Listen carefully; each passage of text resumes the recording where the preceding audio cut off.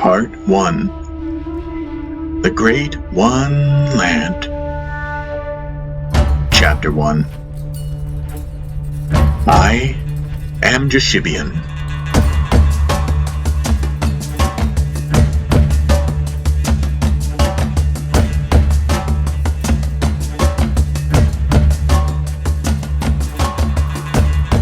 My brothers call me Jeshoya.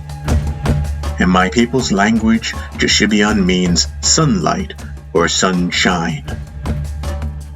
Jeshoya in Khoorhani translates to ray of light. As I write this, I am 29 years old and have been to places never imagined by my tribe. We were once the Khoorhani, and we lived in the southern regions of the great one land known as Genia. I grew up with many brothers and 2 sisters. What line do I trace to begin to tell you who I am? Of course, the quill must dip itself well within the inks of the past. So then, my father was once the king, or Ta, of all Khoorhani, and he sat upon his throne in the great city of Archaea. This, of course, made me a prince, a potential successor to his crown, inheritor of his kingdom. The benefit of hindsight allows me to appreciate the events that unfolded in my life and to thank the Goddess Ashuta that this was never to be. I've learned many languages since my travels and have discovered that many people find it difficult to learn Khoorhani words. As a young prince, I spent most of my life in Archaea, never assuming that one day I would leave, compelled by an attraction greater than any promise of worldly wealth. But neither do I want to give away too much too soon, nor linger on this element of my tale. To describe myself, I would say that I am of average height for a Khoorhani man my age, which is about 6 feet tall. My ears, like all those of the Great One Land, can be described as pointed, sharp at the ends, or elfin, a distinction that only bears relevance in light of the events of the story, its further unfolding, the scope widening to tell more about my travels. I have my father's face, as I've been told by my relatives. Light brown skin, deep-set eyes, wide cheekbones, and a thick mouth. My hair is light brown, coarse, and twisted into dreadlocks, the traditional fashion of my people. When I was a boy, the tips of my matted locks were dipped into a strong green dye to signify my being made a Khoorlrhani Warrior.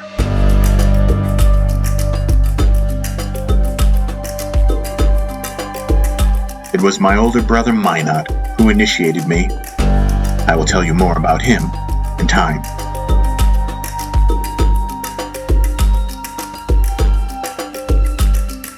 The elders, the aunts and uncles who knew those before my time said I resembled Khalid, the sage of a generation ago who died at the Great River. There are many stories told about Khalid, passed down by word of mouth.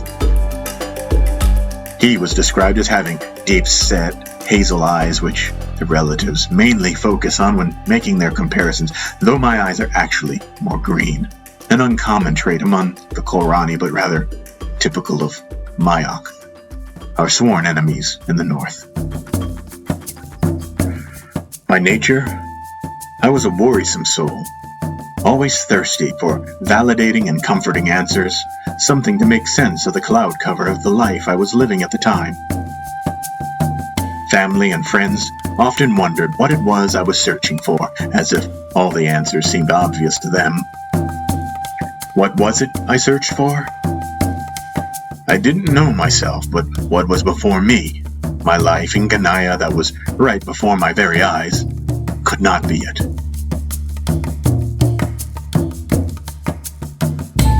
My story, or rather, our story, the everyone story. I have ached to tell for some time, but as I've always been distracted, I've taken a long time to gather in a concise enough image, all its threads woven well enough that I could stand behind that image with confidence. In actuality, this is a story of attraction over and against self and world, masked as a journey of rebirth stemming from the great and awful forgetting, and then being handed over to that, which reels into focus, to the sharpened eyes of the famished soul yearning to witness it, that which smashes our ideas into glorious bits to reveal our sameness, undeniable. That is what I wish to tell you about, if I can manage. For now, I will begin my story simply with where I began my quest, in my home, where I, my mother, my father, the Ta, my brothers, and the great master Paen lived in the great city of Archaea.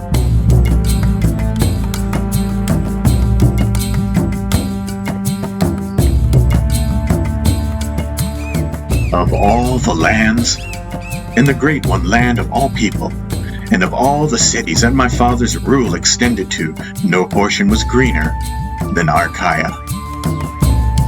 She was a thick, humid land, with rivers running through her, white-topped mountains in the distance disappearing into thick and stormy cloud cover and backed by rich blue skies full with radiant yellow sun. From where we played as boys in the deep jungles, through tall trees and among the big-leaved taros and vibrant orchids, we could see the high forms of stone towers climbing above thick and endless fog and greenness. And all around us were thick, waxy leaves, vines, deep reddish mud, dragonflies, and at a great distance, the giant fence that protected the capital city from our enemies, the Mayak.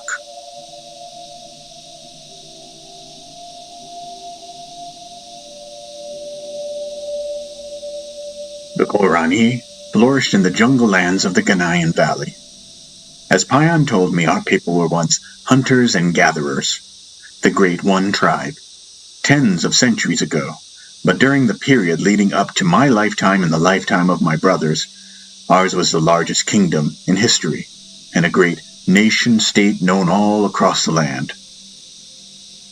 Archaea was the capital city, surrounded by 6 prefecture cities run by chiefs, over whom my father ruled as Ta, as king, as emperor, overlord, supreme warlord, as god.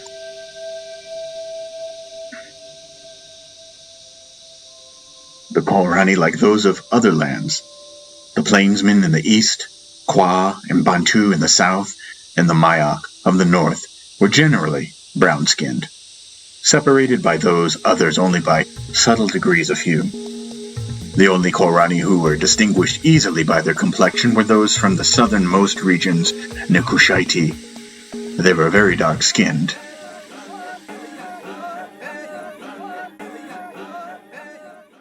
It was typical for Khoorhani to wear their coarse hair in coiled and bound locks or braids, or for some to completely shave their hair. The men wore their hair long and pierced their noses, while young women wore their hair short, often in small knots, until they were married, and they also decorated their skin with tattooing or beadwork. Women wore imported silks and other fine cloths of vibrant color. The men typically wore simple long skirts and sandals.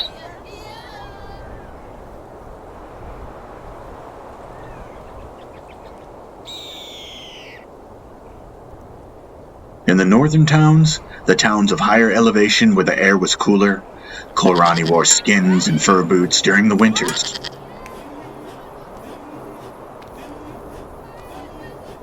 The women often wore tunics or kaftans, and those from the outer towns just outside of Archaea often went shirtless like the men.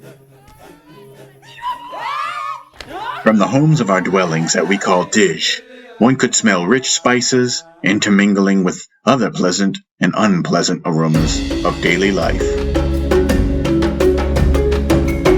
Archaea, being the hub of commerce in central Genia, produced a vastly intermingled culture, influences extending from as far as the Bantu and Kwa territories, from which many travel to pay tribute to our father and trade their goods in Archaean marketplaces, to eastern Genia, where the plainsmen were known to speak of Arta.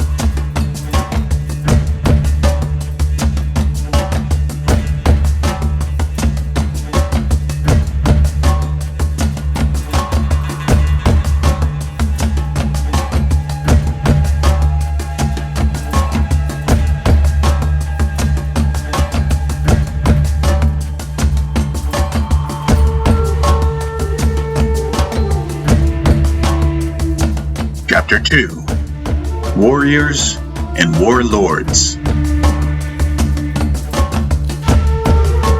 We are not a true tribe, nor are we original, Master Paen said to me.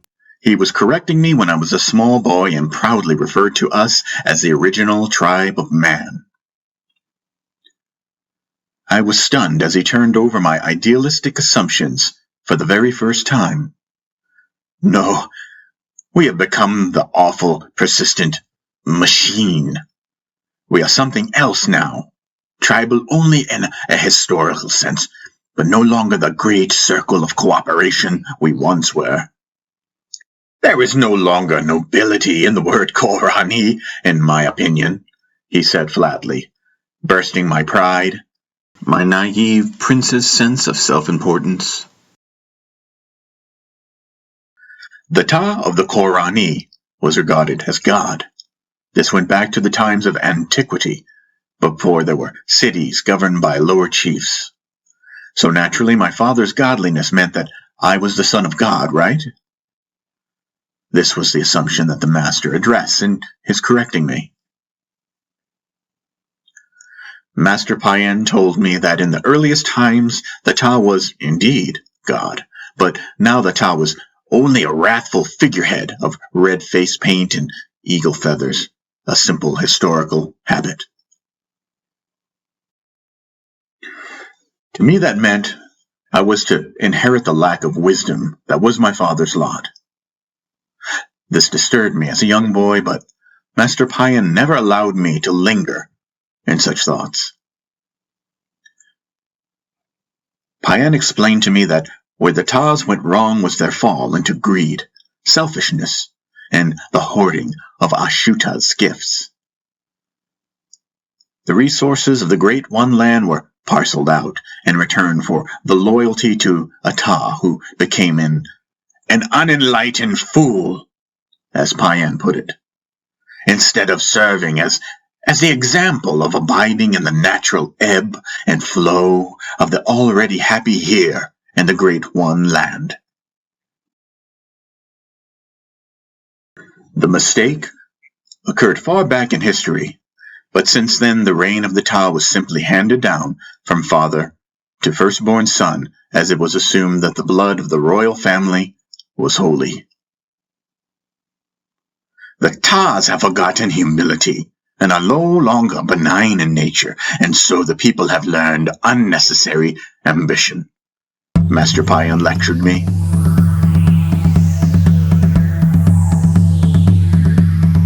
My father's kingdom was larger than what one man could reasonably maintain order over, and so it was subdivided. The cities, the heraldic standards, and their respective chiefs or lords were as follows.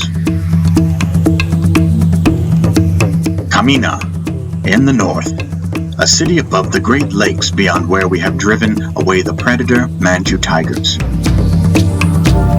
This city is ruled by Chief Tanis, the Bold. The sigil for Kamina is the claw of the Manchu tiger.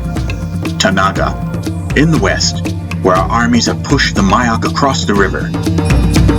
This city is ruled by Chief Shakuba, the Loyal. The sigil for Tanaga is the Horns of the Mera. Pushaiti in the south, where the Bantu and the Kwa peoples trade and pay tribute to my father. This city of stone towers and pyramids is ruled by Chief Chobaza, the Graceful. The sigil for Kushaiti is that of the footprints of the tribe.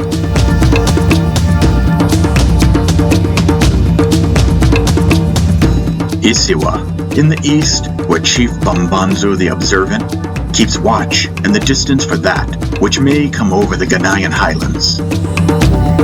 The sigil for Isiwa is that of the open eye of the Goddess Ashuta. Katik, in the far east where the great master Paen first appeared to us, this city is ruled by Chief Dajai, the Reasonable. The sigil for Katik is that of the Eagle Wings. And in Arkaya, the capital city, my father, Botaj the Power Mad to Mosse, sat on his throne in Tomak. My uncle served as general of his large army. The sigil for Arkaya is that of the twin lightning bolts of the goddess Ashuta. Each of these chiefs was given land, and each of these lords had vassals in their service, captains who ran subdivisions of their armies and were also given land and granted an audience with the Ta. How do you give the land? Paen, who once wandered the plains in the east before coming to us, would ask my father. By my decree. My father would answer, tight-lipped and obstinate. When was it yours ever to give? Paen quipped. Our warriors could be seen throughout Arkaya riding on black meras, our great horned riding beasts. They also patrolled into the jungle along the perimeter of the great fence and beyond and mingled among the inhabitants of the Archaean merchant towns. They filled the taverns, their tables cluttered with silver-studded black leather gauntlets and blackened steel helmets, their raunchy demeanor permeating the atmosphere. They stood guard along dirt roads near the marketplaces, and they patrolled the wheat and the cornfields that spanned a great distance in our lush valley.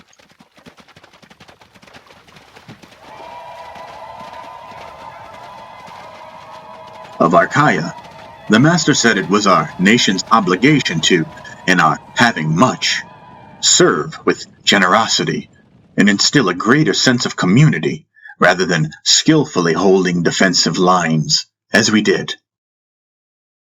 But it does not matter, really. It will all fade. All things die off, Paen said.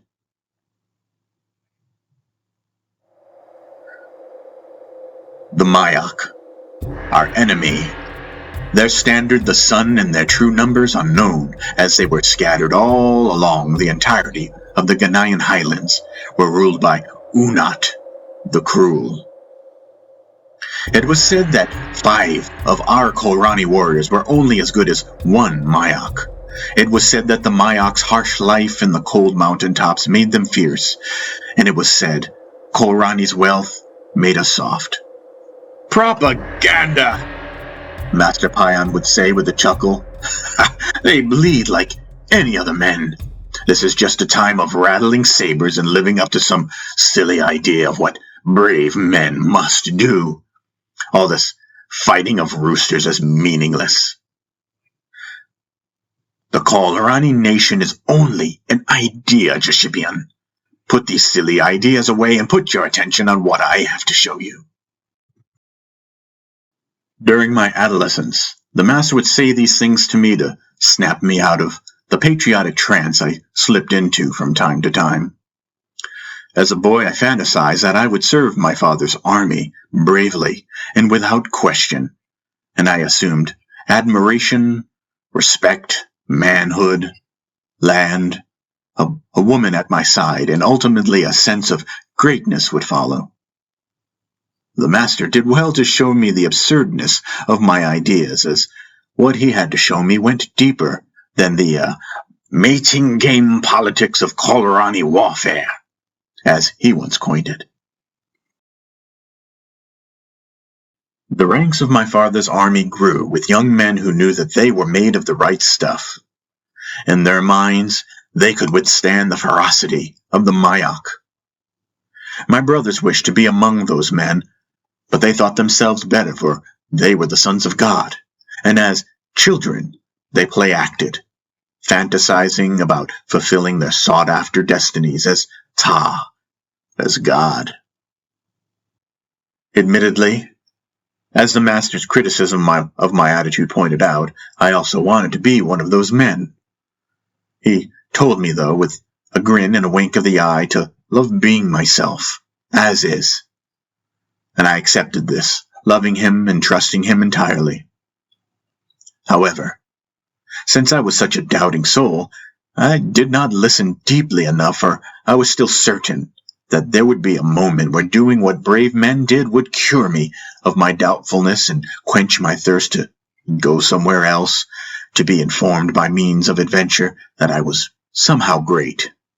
And that is how you and the Khoorhani are all self-absorbed and unoriginal, the master teased me. My brothers were hungry for martial duty, hungry to meet that call to adventure, and I felt I was hungry for it as well. After all, I was Khoorhani, wasn't I?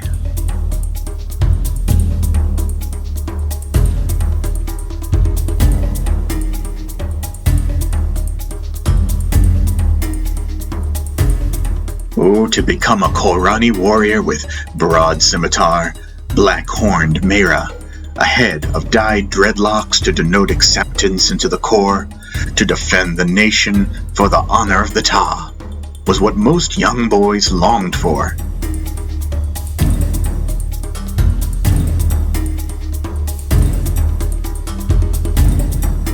A Khoorhrani warrior did what his captain ordered him to do. He was strong. The women loved him. He had blind faith, as did the captain, all subordinate, along the chain of command to the top. My father, the ultimate authority.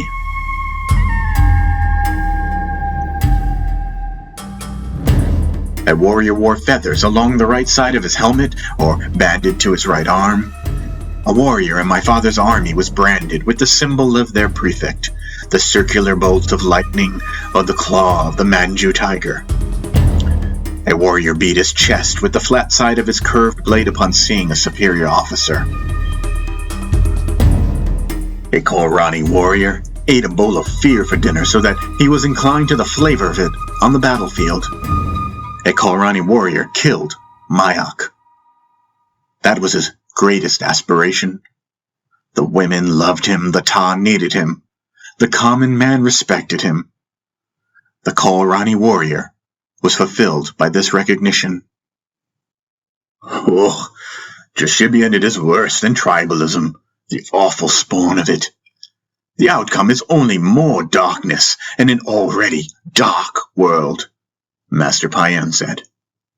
You see, Jeshibian, we are fast losing the direct link with the land because we cut her up and sell her like she were a mera, he told me. Look around you. The majority have broken wills. They are slaves to the minority who only work in abstract dealings.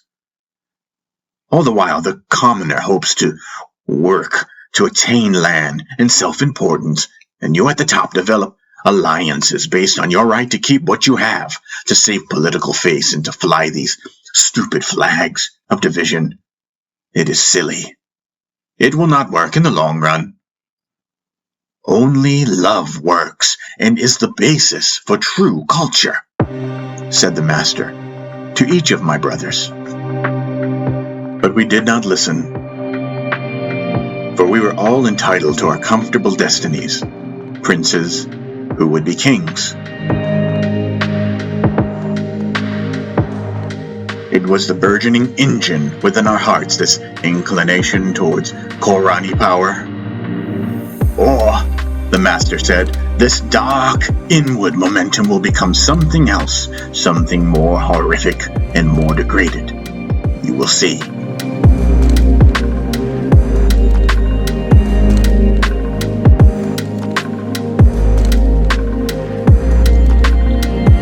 Indeed, I did admire the Khoorhani Warrior. In my childish mind, the Khoorhani Warrior seemed a fascinating and diverse fighting machine. There were many denominations of warriors, from mercenary to royal guard, from hired hood assassin to centurion. The art of combat was popularly practiced among men and boys, but warriors of rank were only from noble families, such as mine, or those of my father's chiefs. There were masters of the fighting arts who practiced with the adepts from the time of antiquity, those who studied the deadliest animals in the jungles and imitated them.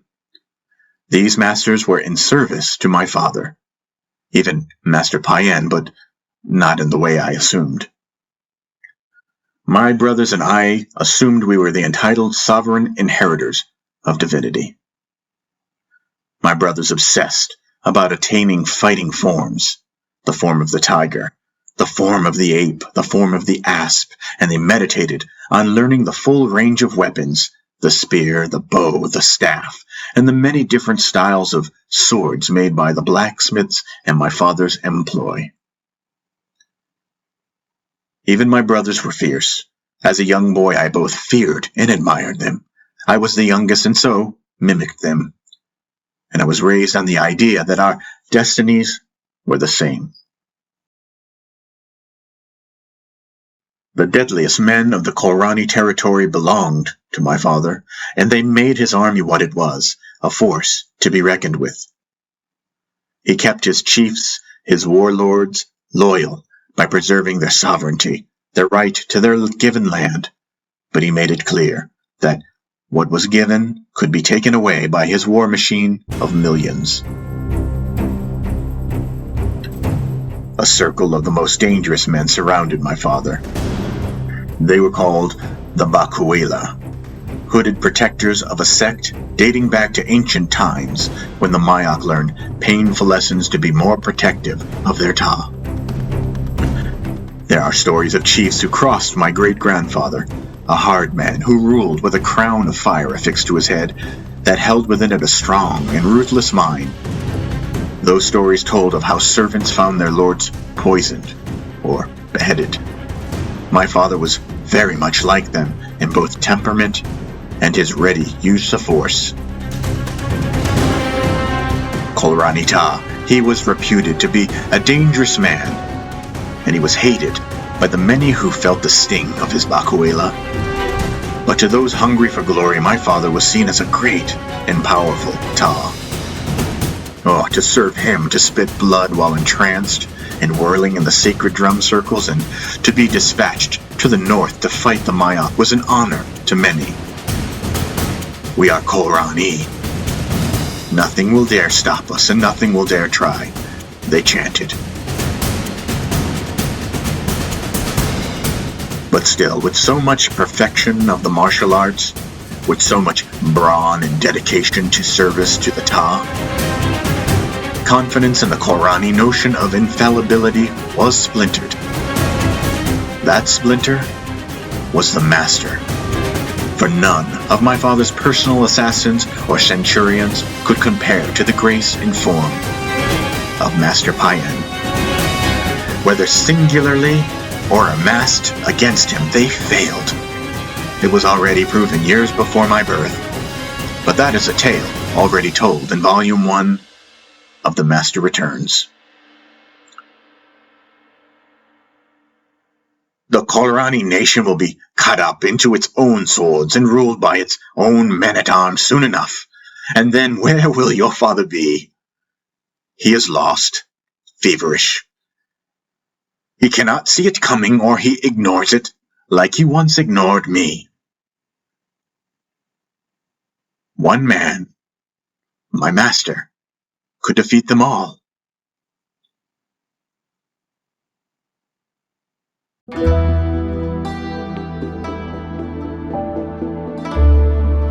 Chapter 3. The Master.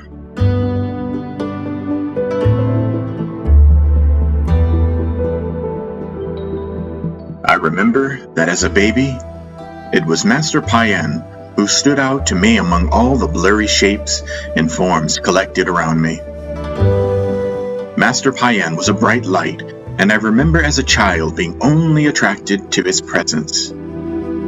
Somehow I knew him, even as a boy with no experience to call on for any memory of him. I knew him, and I knew that I knew. Master Paen was bald, his reddish-brown face round with small features. His eyes were deep brown, and they looked deeply into one's soul. Master Paen was not a tall man. In fact, he was at least 2 heads shorter than most men. Still, when the master walked into the room, all eyes met him. Many longed for a moment of his attention. He was quick, though, and one had to work hard to keep up with him. He was not waiting around to receive special recognition from anyone, and he was largely unimpressed by most, though his compassion for others was always demonstrated perfectly. When I was very young, Master Paen often traveled with my brothers, Minot and Protoge. On many occasions, Paen was accompanied by 2 trusted friends, Bonwedo and Sasojeda. In those early years, Paen's business seemed mainly intending to my father, working ceaselessly to release him from a spell that, as my brother Minot described it, had worked to strangle the spiritual wisdom out of the kingdom. To one not looking closely, it appeared that the master was a mere advisor to my father, but my mother Suan and my brothers knew otherwise. Their knowledge was marked by hushed conversations about Khoorhani and how Paen was saving my father's soul, somehow unbinding his heart and mind, setting him free. Paen was like fine green sandpaper, smoothing, softening our hard edges, our stubbornness, and teaching us balance to the impatient and afraid adolescent that my father was, in spite of his years. Paen would spend great periods bringing the heat of exacting criticism upon him.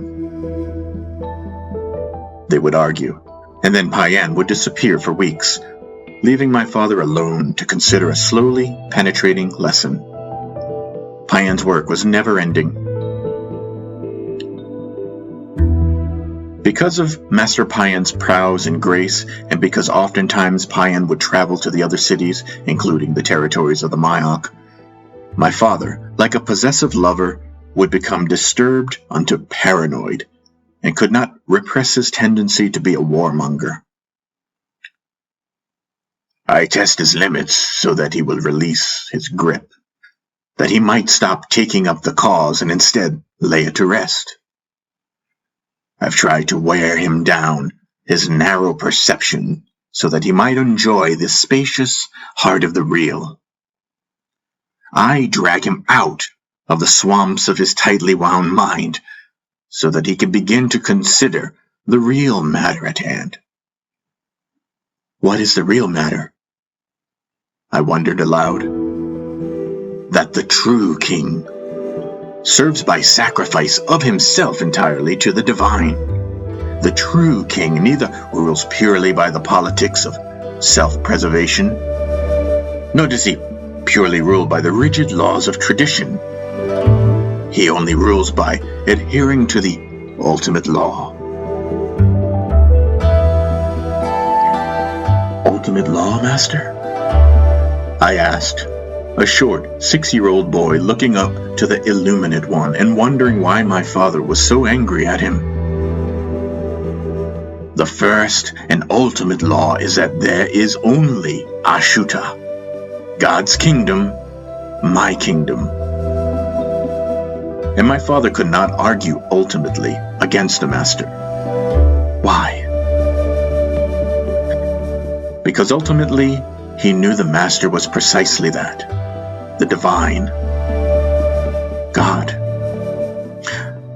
Though his ego struggled to accept this, he knew the master to be true, for by Ashuta's graces the master single-handedly defeated every last man in my father's army. I could not comprehend what this battle might have been like, or imagine the master in this way, but the story was as fresh as yesterday's news, and still glowed in the hearts of those who loved Master Paen. Like my father, the entire kingdom struggled as we were preoccupied with the example set by our tradition. Before the master came to Archaea, there was war. During my great-grandfather's reign, the Khoorhani pushed the Mayak into the mountains and took the land. During my father's reign, an enormous stockade fence was built around the capital city, a structure made of large sequoia trees imported from the west. Before the master, there was endless war. Soon after Paen's return, though, there were the soft, delicate breezes of peace and truth. There were no more awful battles in the northern territories. There were no flaming arrows shot from the towers of our gates at the masses of Mayak that stormed Archaea and the satellite cities. Mina told me that, after all the turbulence ceased, I was born. Master Paen often spoke to me without words, and in fact, with only a glance, and thus I knew him to be the Great One, the real chief, the real Ta. In his company, I was given the benefit of knowing this, unchallenged by my father's hollow claim of divinity.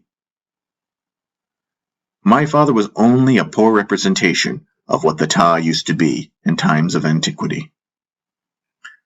The master's work was to change that, to bring wisdom to men and demand that they be accountable for that gift. I knew all of this even as a babe who had no language to express it, no historical references to draw from, and no need to have it proven, like it was to my father, on the battlefield of his ego, as Paen put it. Mina told me about his first meeting with Master Paen. As a young centurion, under the tutelage of Lord Dalle, Mina actually faced Paen in battle, in a naive attempt to protect our father and his kingdom. As the story went, my father was terrified after hearing the stories from those who rode home to Archaea warning Khoorhani Ta of the traveler claiming to be the master warrior. It was said this warrior was on his way to see my father, unhindered by wave after dispatched and thwarted wave of defenders sent against him. He feared the arrival of God, the arrival of truth, Master Paen said, but it was my mission, since he wore my crown, to bring the truth to him even if he resisted. My father is afraid of the truth? I asked. Most men are, Paen said. Though he was often described as the most proficient swordsmaster in all of Archaea, I've never seen Master Paen handle his sword, Mahabharata, nor ever harm a soul. He was mainly gentle and smiling with eyes that shone like diamonds. Still, the stories of his arrival were miraculous, fantastic, and inspiring. There is an archived testament of that day recorded by those who met the master in the fields as he approached. It reads as follows.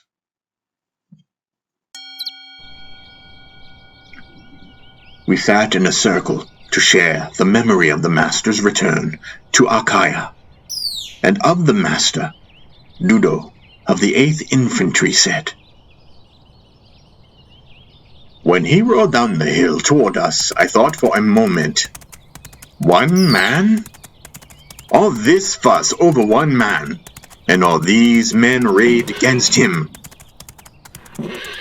But our commanders were as serious as sin, and that rallied our hearts, created a mystery around this one-man army before us.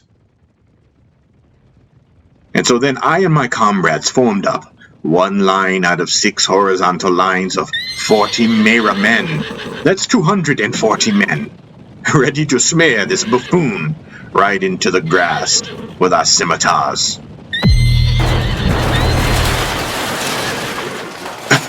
I don't remember much after that. Only a brightness beaming through the clouded darkness of us. Our stinking mass of armor, leather, metal, and meras. I recall only that, and coming to, and the small man helping me back up. He whispered in my ear that it was all over, and he did not refer to the battle that took place on the field, but the one that went on in my mind and my heart. He showed it to me first by striking me on the back, wham, and then on the sides, with the flat of his blade.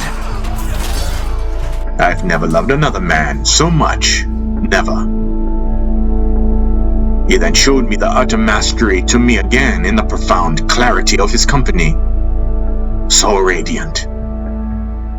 Ask any man in my company and they will tell you what kind of man I was before that day. After that day, all of us were in awe of such purity, such grace, such bravery, to step into that thorned forest land of our bitter hearts, to show us how false we were, to show us that there was indeed something more profound and real to serve and love. Of the Master, Santosha of the 7th Infantry said, "The truth is lightning hot. The Master is like this, lightning hot as well. He obliterated us, tore us to pieces. I'm talking about our pride, our egos, even though he literally made a nice pile out of us too." He made it so that our hearts could not avoid this message, that only Ashuta is real and our ways are limited. He proved that his higher power is reality by his demonstration of complete abiding in it and his riding alone against us, destroying us, and yet somehow sparing us all except those whose refusal was so extreme. They died of their own exhaustion. What a paradox this was.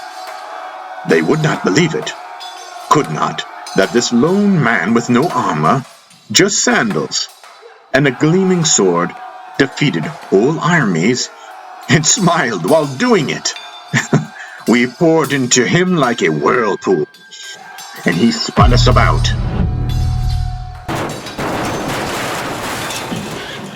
Around the shining center that was him. The outrage. Our Kaya would not have it. And yet there he was, not at all worried about what our Kaya thought.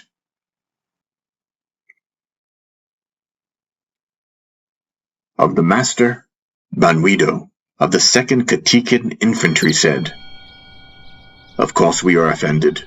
I was beside myself with offense. I rather think that Paen of Eastern Genia is the master of offense to the ego in its uselessness, its pride and concerns. Like Santosha testified, I saw who beloved Master Paen was once I was face to face with him, and I immediately dropped my sword. Even if I could have, I would not kill this man. I was looking at innocence, a bright form incapable of doubting itself, because it yielded to the heavens."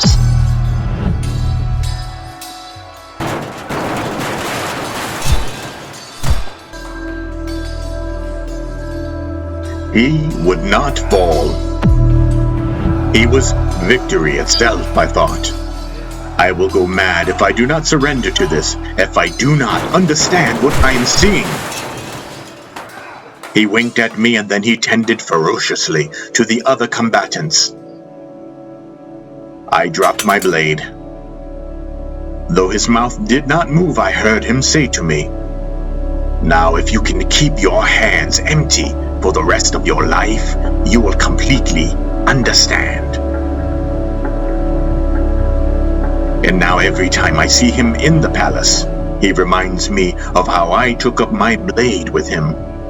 He says, "Each time you assume your role as a separate being and take it on with such seriousness and with all your petty little plans, you defend yourself against what I have to teach you, that you are God.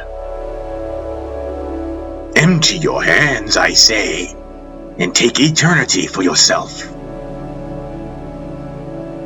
There is no question. Paen of Eastern Genia is master, is Khalid, and is truly the Ta. I would beam as I read these texts in our library. My heart would want to leap out of my chest. When I saw Paen, I yearned to be by his side and was overjoyed to find him nearby often. It was as if he always had one eye on me, making sure that my flame for him was never doused by the cruelness of our times. He stayed near to all the Khoorhani children, particularly the youngest, my twin sisters, Anya and Lenya, and my brother Darlian and me, all of whom were born after the master returned to Arkaya. "I think Jeshibian here," Master Paen would say, "would like to know my secret. What do you think, Minot?" He would tease my older brother. "We all would like to know your secret, Master," Minot would huff as he picked me up to take me with them on their travels. "Oh, that's just talk, Minot. I don't think you really do." He would tease my brother, sometimes rather harshly, and in those moments I did not understand why he said what he said to any of us. But I remember the heat from the fire of his wisdom purifying us. And now, I can see how the master was sanding down my brother's ego, and my own as well. Of the master, Captain Minot of the 2nd Katikan Infantry said, "I set out against him after my first defeat. I would not have it. I would not lay my causes to rest. I would chase him. I recalled what he said to me in Katik, the rain pouring down on me in my defeat. The harder you fight against what is true, the more the truth must obliterate you."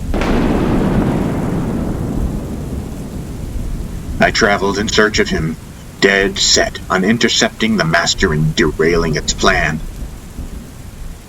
Then on my 2nd day of spying on him, I unfolded at his feet. I fell in love and was obliterated by him, by the truth. Paen and I then rode together into Arkaya, and my father was angry, and he jailed him. Paen submitted, and I did not understand. Why?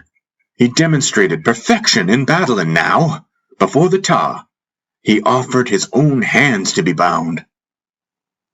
I would not have it, and so taking up my cause, I battled my father's Bakawela in court, so that Paen would finally be heard.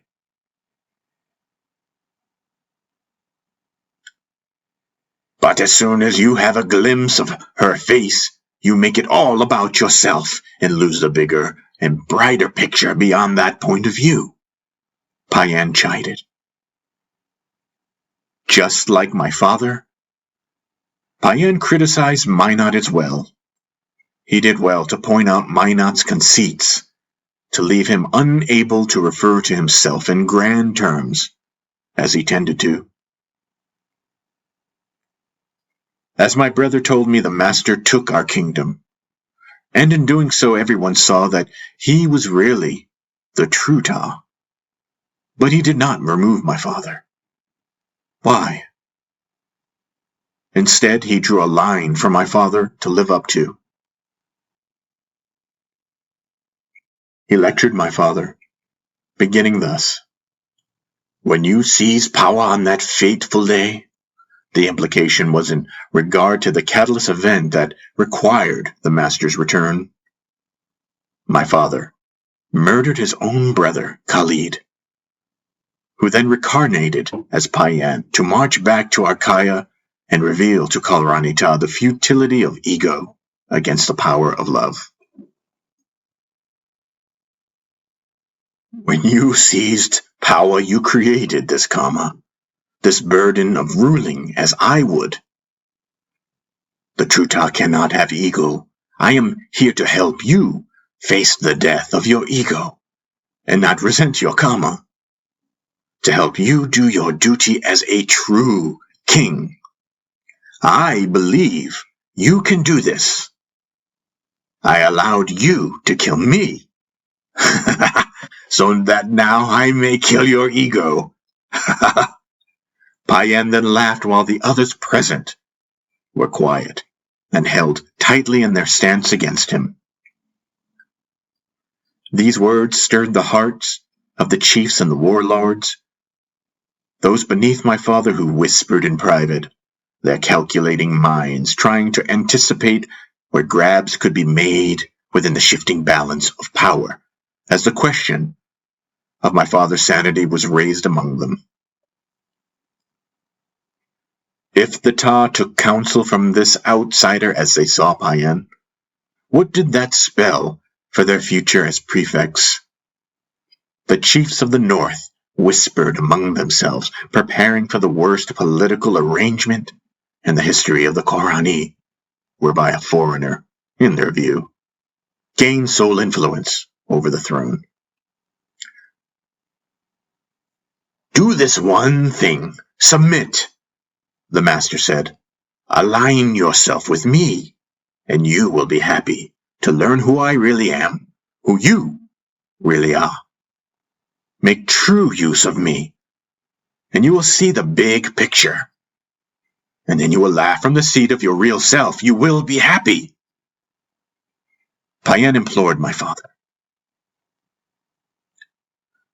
Otherwise, having no purpose to be among us, the master said he would retreat into the lands from which he came, leaving my father to his own devices, his old habits of defense, taught to him by the fear-mongering and the deception of the entities that had possessed his heart for decades, and motivated him to habitually assert his separateness. Suffer that, and you will only know chaos, and the need to understand your evil deeds without the divine means to do so. The naturalness of primordial joy will be veiled from you, and for fulfillment you will resort to the world, the one that you already know is empty of fulfillment entirely.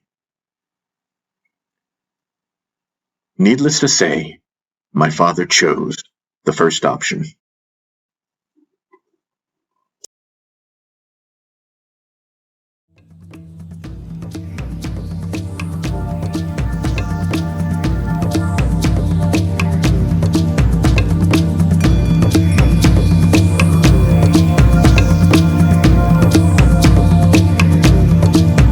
Chapter 4. Khoorhani Ta.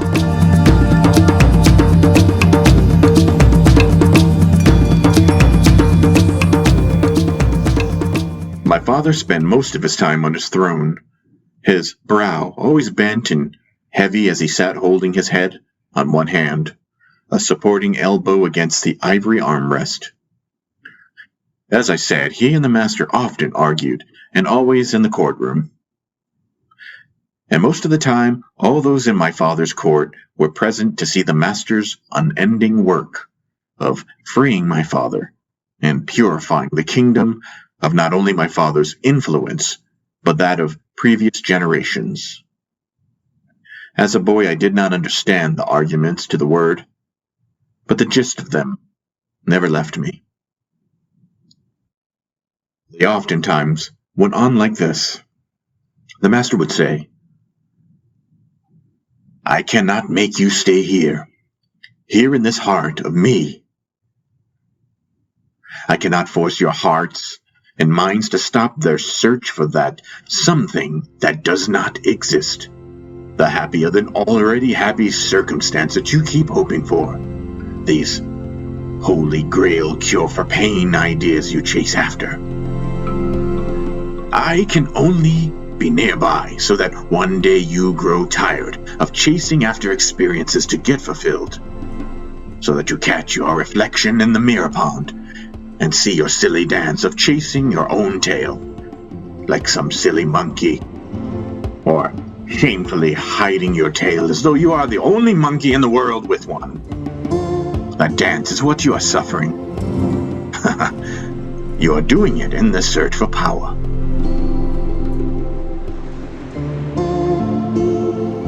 You swear by the stars that you can become ultimately fulfilled by some supreme act of dominance or by political arrangement, but you just don't understand how it is making you insane. And look at how all the other monkeys do just as they see you do, taking up arms, climbing the ranks. You are not the power. You are nothing. She, who is all things, lends power to he who is humble enough to receive it, and willing to live by that emptiness alone, that vulnerability wherein love has a chance. Your conviction that you are real only reinforces your habit of defense. You must go here with me, brother, and consider what I am showing you. Don't you remember this lesson? It is the same lesson I've taught you. The same lesson your brother Kali taught you. Have you no ears? Have you forgotten me? Forgotten our walks through the halls, the woods, and into the mountains where I taught you? With my arm slung around your shoulder while you stuffed fruit into your face. Have you forgotten when you were a more reasonable man? And my father would gnash his teeth and sigh. What am I to do, master? And the master would laugh at him and look at him so lovingly. But he also looked at him with disbelief, as though Master Paen had said what he was about to say to my father 1,000,000 times already. You haven't noticed what you're doing. You've tightened that vice you feel your heart squeezed by, but swear you had nothing to do with it. It is the dance of fools. When you are done dancing, you may finally see me, but for now we danced. You don't see me, and therefore, you don't see yourself. I say that you are eternal, and you say, yes, master, I know, and this is how I know. You agree that you see, and then you go on to assert your personal power, rather than express the wonder of what true power is. It is a wonderful power that breaks you open so wide that you cannot possibly carry on so seriously the way you do, justifying, defending, and lamenting all the time.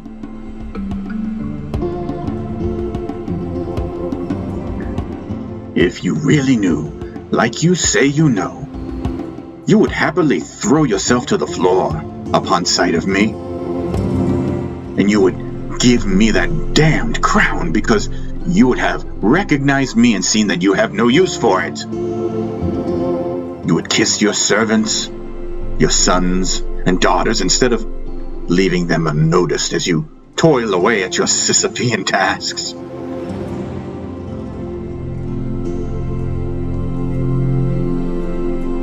It would be quiet for a long time as everyone in court seemed to hang on Paen's words, which seemed to have taken the place of his sword. Then he would pick up again. What you say to me is so bloody-bloody-blah-blah. Huh? You cling to the most threadbare evidence as though it really can explain a damn thing. You understand nothing. You are eternal, all of you, but you are completely oblivious to that fact because you don't account for how you reinforce this feeling of your separateness, driving it like a wedge into your heart. So again, I say, there is no you. If you recognize that you indeed are eternal, then what is there to explain to the same one who sits before you? Shouldn't it all be obvious? Shouldn't the being quality of eternity be enough? Who, pray tell, are you explaining all of this drama to? I do not assert my meanness over here.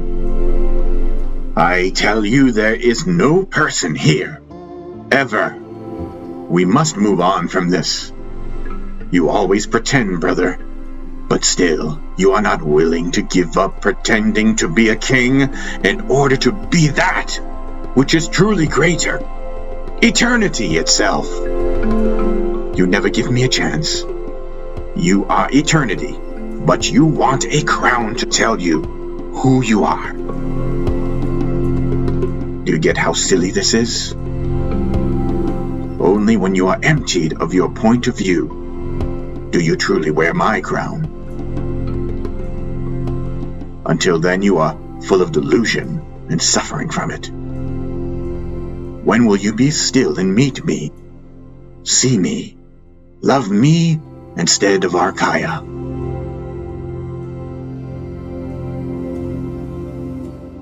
Sometimes my father would nearly cry. He seemed touched, but also trapped by a long, karmic yarn he had tangled himself in, as were we all. My brothers, sisters, and I had our father's hands, wide, thick palms, long fingers, and the same broken M shape in the center, the same veins on the back.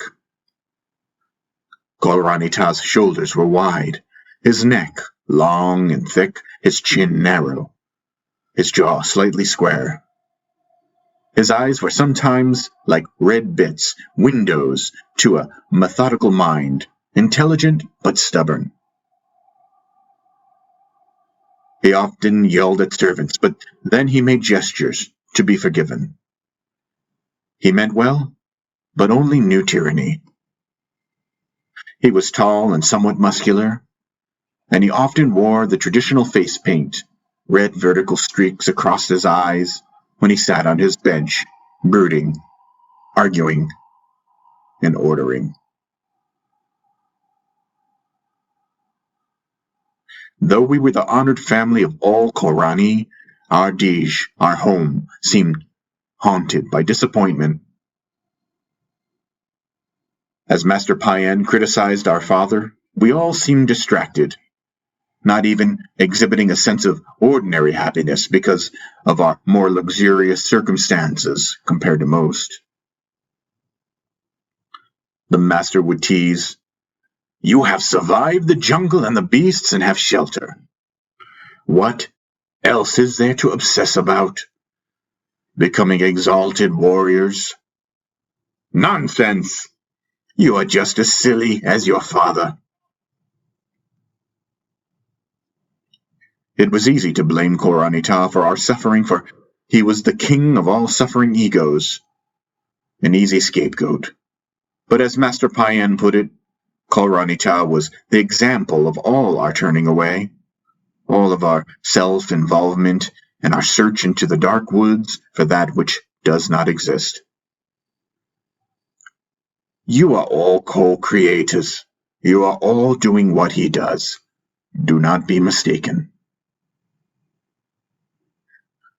Khoorhani Tom made a mockery of the crown, in the same manner as my brothers and sisters and I were in mockery of our titles as princes and princesses. We all assumed Paen's words were directed at the others, never placing the target on ourselves. Indeed, my father's search twisted his heart and soul, and his reign twisted the hearts and souls of those who were aligned to him, for we were aligned to his design, the design handed to him by his forefathers. Oh, no! It is your fault. What happens right now is your fault, Paen said. You must wake up and choose. You are not simply the victim of your traditions.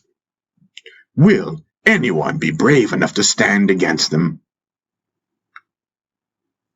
I did not know my father as Minot and my other brothers did. Though I felt the violence of his soul, he neither raised a hand to me, nor was his indifference so insufferable. That said, though I only saw my father during the formalities of his court proceedings, which I was taken to sometimes, and other times spied on. My father seemed a stoic figure mainly, whose wealth provided me with immediate cultural status, as well as a well-made vine and clay roof over my head and plenty of food. His kindness was even expressed, albeit awkwardly, from time to time. I would find out later that it was Paen who advised my father to only formally relate to me, which was in fact one of the conditions of his staying in Archaea, and not retreating into the jungle.